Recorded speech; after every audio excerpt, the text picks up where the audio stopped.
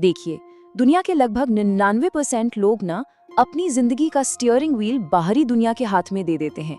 Economy कैसी है, दूसरे लोग क्या कर रहे हैं, हालात कैसे हैं, बस इन्हीं चीजों से उनका अपना पोटेंशियल तय होता है। लेकिन जरा सोचिए, क्या होगा अगर इस पूरी इक्वेशन को बिल्कुल पलट दिया जाए?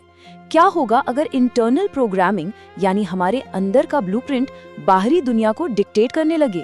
आज के इस डीप डाइव में हम एक ऐसे यूनिवर्सल स्ट्रगल की बात करेंगे जिसे हम सब ने कभी ना कभी महसूस किया है। बाहरी हालात के आगे हार मान लेना वर्सेस अपनी इंटरनल पोटेंशियल को पहचान कर वेल्थ क्रिएट करना।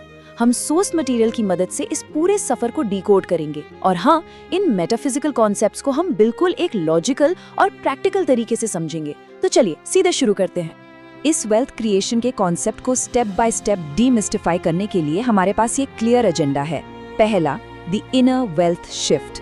दूसरा, ग्रैटिट्यूड ड्राइव्स फाइनेंशियल ग्रोथ।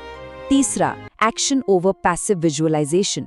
चौथा, हैबिट्स फॉर फाइनेंशियल गोल्स। और आखिर में द लॉजिकल स्केप्टिक्स प्रूफ। आगे बढ़ते हैं। अब एक तरफ देखिए एक्सटर्नल कंट्रोल, जहां एक ऑर्डिनरी अर्नर सिर्फ बाहरी दुनिया पर रिएक्ट करता है। कुछ गलत हुआ तो सर्कमस्टेंसेस को ब्लेम कर दिया, राइट? दूसरी तरफ देखिए इंटरनल मेंटल मास्टरी। ये एक फंडामेंटल शिफ्ट है दोस्तों। अपने इनर वर्ल्ड और थॉट्स को एक्चुअली कंट्रोल करके अपनी फिजिकल रियलिटी को शेप करना। सच कहूं तो ज्यादातर लोग बाहर से अंदर की तरफ जीते हैं, लेकिन असली ट्रांसफॉर्मेशन, रियल मैजिक तब होता है जब जिंदगी अंदर से बाहर की तरफ जी जाए। ये कोई हवाई जादू नहीं है, ये प्योर फोकस और मेंटल मास्टरी का गेम है। तो सबसे पहले आते हैं सेक्शन 1 पर, the inner wealth shift, redefining potential. अक्सर जब हम मेटाफिजिकल वर्ड्स सुनते ना तो एक स्केप्टिक होने के नाते लगता है कि यार ये सब तो बस बोलने की बातें हैं, लेकिन दरअसल ये सिर्फ साइकोलॉजिकल फ्रेमिंग और एनर्जी के बेसिक लॉज हैं जिन्हें मास्टर करके कोई भी अपना पोटेंशियल बिल्कुल रीडिफाइन कर सकता है। इस कोट के पीछे की ड्रामेटिक कहानी को ही लीजिए। बॉब प्रॉक्टर, जिनकी आमदनी साल के सिर्फ $4000 थी, उन्होंने इसे सीधा $1 मिलियन से ऊपर पहुंचा दिया। और सबसे माइंड ब्लोइंग बात पता है क्या है? उन्होंने हाई स्कूल में सिर्फ 2 महीने बिताए थे, लिटरली 2 महीने। ये फैक्ट इस बात का सॉलिड सबूत है कि सिर्फ फॉर्मल एजुकेशन ही फाइनेंशियल ट्रांसफॉर्मेशन का अकेला रास्ता नहीं है।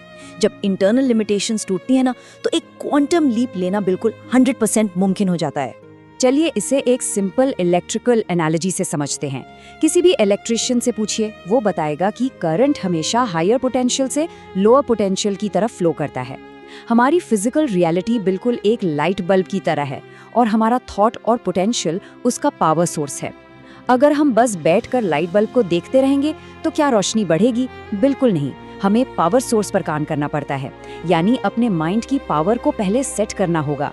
उसके बाद वो फिजिकल रियलिटी तो खुद ब खुद रिएक्ट करेगी ही। पूरा गेम अंदर से शुरू होता है। अब आते हैं हमारी सेक्शन 2 पर, ग्रैटिट्यूड ड्राइव्स फाइनेंशियल ग्रोथ। अब यहाँ एक लॉजिकल माइंड थोड़ा रुक कर सवाल उठा सकता है कि भाई ग्रैटिट्यूड यानी आभार व्यक्त करने का बैंक अकाउंट के पैसों से क्या लेना देना? चलिए इसे डायरेक्टली डेटा और प्रूफ के जरिए समझते हैं। सोर्स मटेरियल में दी गई यूएस स्टडीज पर आधारित इस डेटा को अगर समझें तो बार 1 उन लोगों को दर्शाता है जो अनग्रेटफुल हैं। देखिए इनका फाइनेंशियल ग्राफ और मार्केटप्लेस में इनोवेशन का लेवल कितना नीचे है। वहीं बार 2 में जो ग्रेटफुल इंडिविजुअल्स हैं, उनकी अर्निंग्स और इनोवेशन दोनों ही सिग्निफिकेंटली हायर हैं। To put that into perspective, ये सिर्फ कोई फील गुड इमोशन नहीं है जिसके बारे में हम बात कर रहे हैं। ये हार्ड मेजरेबल डेटा है। जो लोग ग्रेटफुल होते हैं वो नए आइडियाज और अपॉर्चुनिटीज को मार्केट में बहुत जल्दी पकड़ते हैं। तो the absolute crucial point is, present moment में अच्छाई ढूंढना सिर्फ एक पॉजिटिव इमोशन नहीं है, बल्कि वेल्थ क्रिएट करने का सबसे पहला कैलकुलेटेड स्टेप है। जब कोई सच में ग्रेटफुल होता है ना, तो अंदर की नेगेटिविटी और अनकॉन्शियसली बने हुए मेंटल ब्लॉक्स ऑटोमेटिकली दूर हो जाते हैं। ये माइंड को फाइनेंशियली ओपन करता है। सीरियसली, ये एक सॉलिड बिजनेस एडवांटेज है जो आगे बढ़ने का क्लियर रास्ता देता है।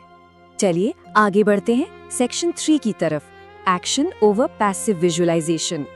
यहाँ आकर ना एक एम्बिशियस अर्नर के लिए वो जो मैजिकल थिंकिंग का इल्यूजन होता है वो पूरी तरह से टूट जाता है। अगर किसी को लगता है कि सिर्फ आराम से बैठकर सोचने से सब मिल जाएगा, तो ये रियलिटी चेक बहुत जरूरी है। इस वर्ड अट्रैक्शन को ही ध्यान से देखिए। लोग लॉ ऑफ अट्रैक्शन की बहुत बातें करते हैं और सोचते हैं कि बेड पर बैठकर विजुअलाइज करना काफी है, लेकिन वेट, इस वर्ड के आखिरी 6 लेटर्स बिल्कुल साफ हैं, A, C, TION, action. Passive visualization एक बहुत बड़ा मिथ है। बिना रिलेंटलेस एक्शन के इस दुनिया में किसी भी चीज को अट्रैक्ट नहीं किया जा सकता। पैसिव विशिंग का मतलब है बस उम्मीद करना कि दुनिया खुद चलकर हमारे दरवाजे तक आएगी। ट्रस्ट मी, ये काम नहीं करता। इसके मुकाबले हमारा पूरा फोकस क्रिएटिंग वैल्यू पर होना चाहिए। अगर एक बेस्ट सेलिंग बुक लिखने का ड्रीम है तो सिर्फ किताब के ख्वाब देखने से थोड़ी काम चलेगा। ट्रू एक्सीलेंस डिलीवर करनी होगी, मार्केट में मैसिव वैल्यू क्रिएट करनी होगी और एग्रेसिव स्टेप्स लेने होंगे। द ट्रूथ इज, यूनिवर्स सिर्फ और सिर्फ मेहनत और एक्शन को रिवॉर्ड करता है, ख्याली पुलाव को नहीं। अब समय है सेक्शन 4 का, हैबिट्स फॉर फाइनेंशियल गोल्स। जैसे एक आर्किटेक्चरल ड्राइंग किसी बिल्डिंग का ब्लूप्रिंट होती है, बिल्कुल वैसे ही हमारी डेली हैबिट्स फिजिकल वेल्थ को बिल्ड करती हैं। लेकिन यहाँ एक एनालिटिकल थिंकर का सबसे बड़ा सवाल आता है।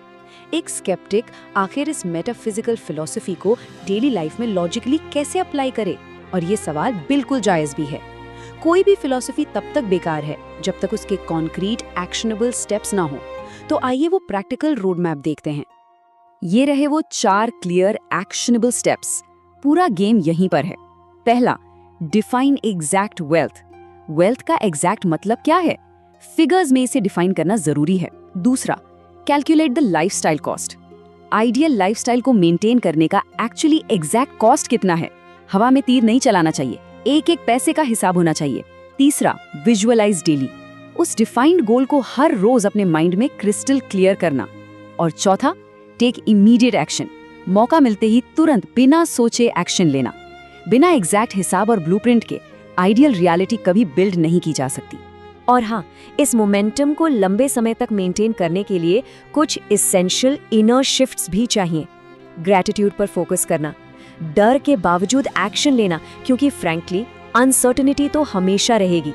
दूसरों के लिए डीप वैल्यू क्रिएट करना, रिजेक्शन को पूरी तरह से रिजेक्ट कर देना और बिना रुके परसिस्ट करना। जब डर और अनसर्टेनिटी के बीच भी लगातार एक्शन लिया जाता है ना, तभी ये इनर शिफ्ट बाहरी दुनिया में रियल रिजल्ट्स लाता है। तो अब हम आते हैं हमारे फाइनल हिस्से, सेक्शन 5 पर, द लॉजिकल स्केप्टिक्स प्रूफ। अब हम इस चर्चा के एकदम क्लाइमैक्स पर पहुंच गए हैं, जहां इस मेटाफिजिकल थ्योरी को अनडिनाइबल फिजिकल रिजल्ट्स के साथ जोड़ा जा रहा है। सोर्स मटेरियल का सबसे मजबूत सबूत इस विचार में छिपा है। सही दिशा में उठाया गया एक कदम उसके बारे में 100 साल तक सोचने से बेहतर है। एंडलेस थ्योरेटिकल प्लानिंग करना लिटरली किसी को कहीं नहीं ले जाता। मैदान में उतरना और अपना पहला कदम उठाना ही सबसे बड़ा गेम चेंजर है। एक्शन हमेशा हर बार थ्योरी को हरा देता है। इनर मेंटल मास्टरी जब रिलेंटलेस एक्शन के साथ आकर मिलती है, तभी वो आउटर वेल्थ की असली आर्किटेक्ट बनती है। एक स्केप्टिक का यही सबसे बड़ा ट्रांसफॉर्मेशन है, ये समझना कि जब अंदर की पावर को कॉन्शियसली कंट्रोल किया जाता है और पूरी शिद्दत के साथ मार्केट में वैल्यू क्रिएट की जाती है, तो यूनिवर्स उसको उसके हिसाब से रिवॉर्ड जरूर करता है। It's guaranteed. तो इस डीप डाइव के अंत में एक सवाल छोड़कर जाना चाहूंगा। अगर हमारे थॉट्स एक ब्लूप्रिंट बनाते हैं और हमारा एक्शन ईंट पत्थर लगाने का काम करता है, तो आज, स्पेसिफिकली आज, किस तरह की फाइनेंशियल रियलिटी कंस्ट्रक्ट करना शुरू की जाएगी? अपने इंटरनल पावर सोर्स को पहचानिए और सोचिए, क्या आगे बढ़ने की तैयारी पूरी है? अगर इस विश्लेषण से सोच को एक नई दिशा मिली है, एक नया पर्सपेक्टिव मिला है, तो चैनल को सब्सक्राइब करना बिल्कुल ना भूलें। इस चर्चा को लाइक करें, उन दोस्तों के साथ शेयर करें जो लाइफ में सच्ची में कुछ बड़ा करना चाहते हैं, और कमेंट करके नीचे बताएं कि आज से कौन सा पहला एक्शन स्टेप लिया जा रहा है। अपनी इनर मास्टरी को ऐसे ही बिल्ड करते रहिए और हम मिलते हैं अगले डीप डाइव में।